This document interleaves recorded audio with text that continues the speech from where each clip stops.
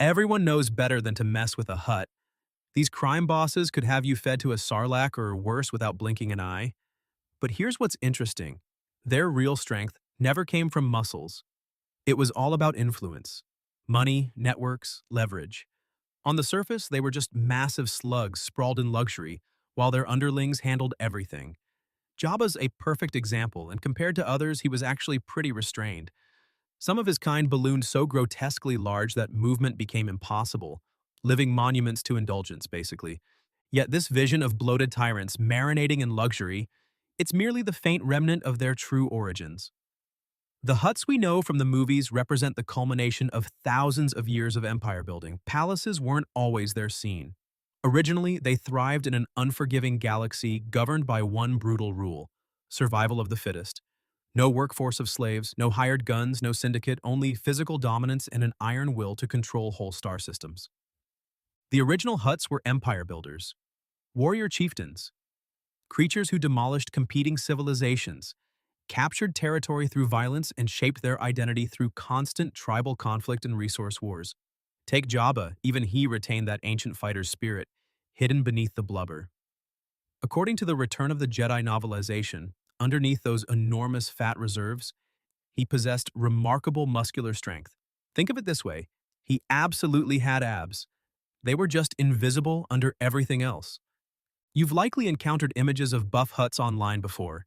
In the timeline where most Star Wars narratives unfold, such specimens are rare anomalies. Historically, though, that was standard. What we're exploring today is how these primal warriors gradually morphed into the motionless behemoths that have become so iconic. But before diving into their historical trajectory, we need to examine their physiology. Their biological makeup alone reveals they were engineered for combat, not leisure. Born predators, essentially, though that's not immediately apparent. As previously noted, underneath substantial adipose tissue existed compact, formidable muscle mass, especially concentrated through their torso and upper limbs. Their arms might have been stubby, but the power they contained was devastating, matched only by their jaw strength.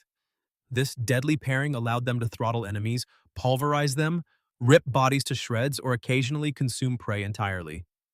Their jaw articulation was extreme enough to accommodate a full-grown humanoid. Now consider their lower body, or more accurately, its absence. Logic suggests that being legless would severely limit mobility. The reality proved otherwise. Their massive tails propelled them with remarkable speed and agility, letting them serpentine through spaces effortlessly. Since this appendage bore their complete weight, it developed into something monumentally powerful, essentially a living wrecking ball perfect for battering opponents. Here's something widely recognized. Hutt hide was incredibly durable. Leather tough, shrugging off blade attacks. Even blaster bolts wasn't fully penetrated. While complete immunity to energy weapons is fictitious, their skin genuinely absorbed much of the kinetic force and exhibited reduced thermal scarring. Beyond this, Hutts possessed immunity to vast arrays of pathogens, toxins, caustic substances, and, most famously, mental manipulation from Force users. They could also heal grievous injuries remarkably well. Approximately 32 years prior to Yavin, a Hutt called Scaradon suffered catastrophic head trauma, losing half his skull, one eye, and brain matter. Two Jedi present predicted complete tissue restoration within roughly a century.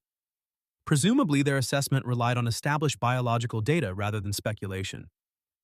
Regardless, it demonstrates the extraordinary resilience programmed into Hutt genetics. Before examining their evolutionary journey, let's speed through some of the most bizarre elements of their physiology. While tangential to our main story, they're too fascinating to ignore, and education is part of our mandate here. Hutts had hermaphroditic capabilities, able to reproduce without mating partners.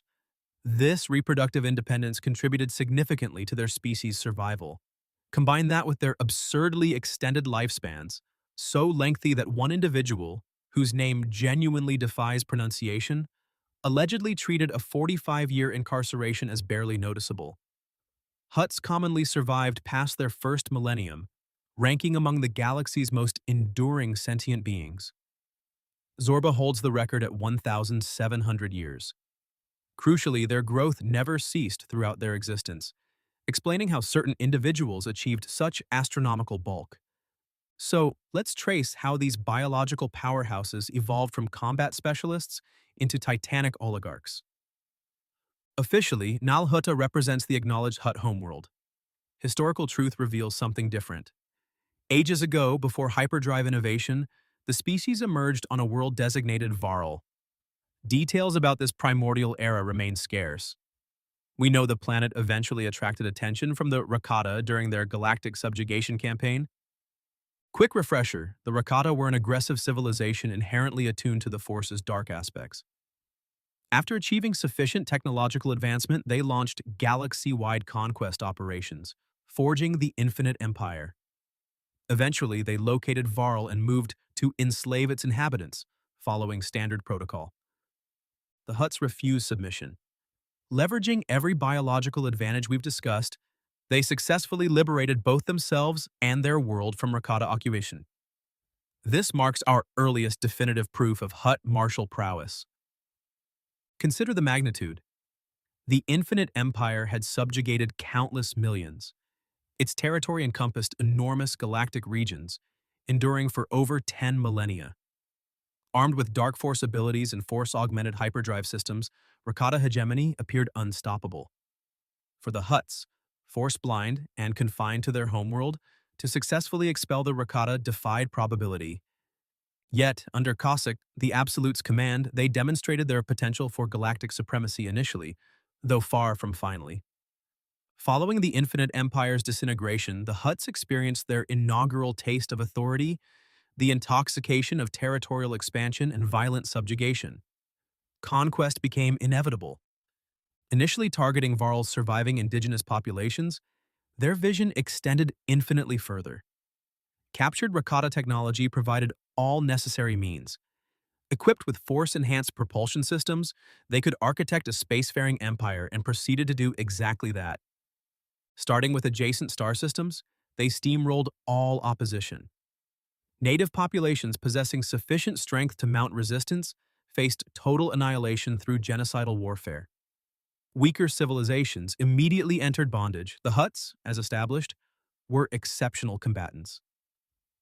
Their battlefield supremacy fused with sophisticated technology that had previously elevated another empire created an irresistible force. Universal safety became fictional. Hutts subjugated countless worlds, enslaving entire populations. Complete species vanished through forced labor. Paradoxically, considering the carnage's scope, remarkably little documentation of early Hutt war crimes survived.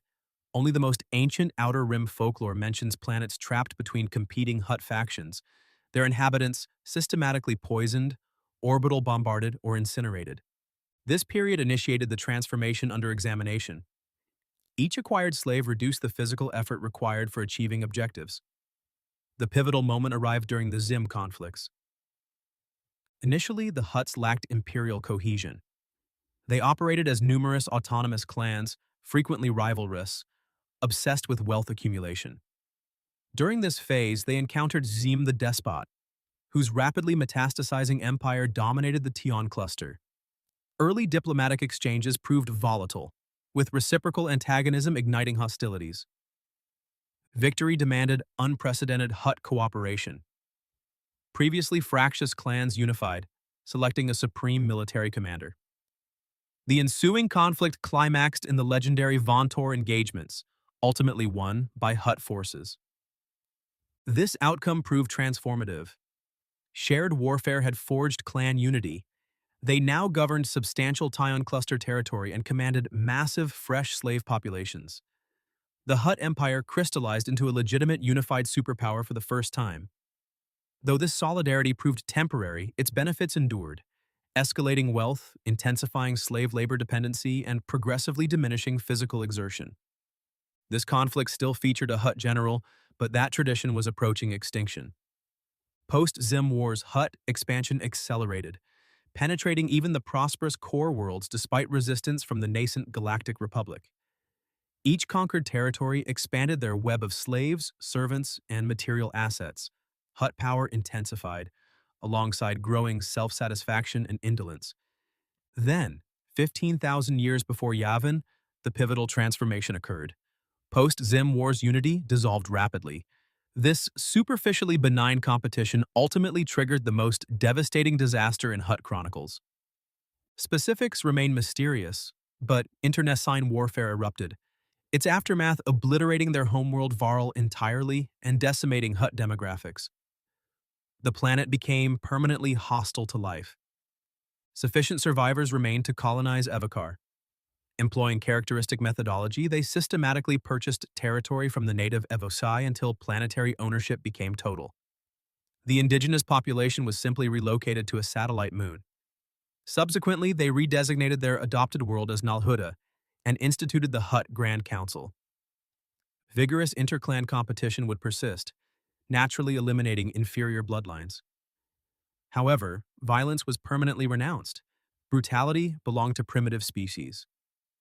Henceforth, Hutt's strategy prioritized manipulation and subterfuge over historical military aggression. Here, the Hutt metamorphosis from warrior elite to obese syndicate lords reached completion. Their martial heritage receded into distant legend. In exchange, they'd secured permanent galactic influence. Regardless of whether republics, empires, or other governmental systems controlled the galaxy, Hutts consistently maintained position as the second greatest power in existence, constant as celestial mechanics. Can anyone legitimately criticize their choices? Objectively, their circumstances improved dramatically compared to their warrior origins. Perhaps they'd abandoned their fighting heritage, but their power reached unprecedented heights.